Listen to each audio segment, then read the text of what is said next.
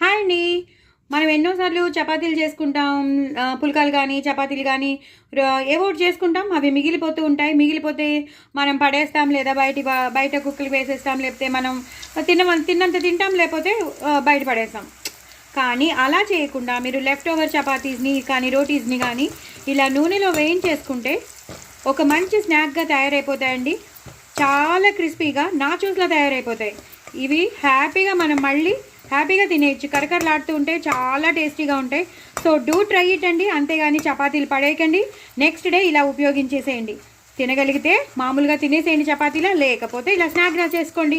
Very very tasty అండి. చాలా బాగుంటాయి, నిజంగా చెప్తాను. పిల్లలకు కూడా హ్యాపీగా ఇచ్చేయచ్చు. పిల్లలు మీరు అందరూ కలిసి తినచ్చు. ఎంజాయ్ చేయండి. చాలా చాలా బాగుంటాయి. చాలా క్రిస్పీగా ఉంటాయి. మీకు చూస్తుంటే తెలిసిపోతుంది. డూ ట్రై ఇట్ అండి. నా ఛానల్ సబ్స్క్రైబ్ చేసుకోండి, సపోర్ట్ చేయండి. నేను 1000 సబ్స్క్రైబర్స్కి దగ్గరలో ఉన్నాను. సో నేను రీచ్ అయ్యేటట్టు చేయండి. But very very tasty.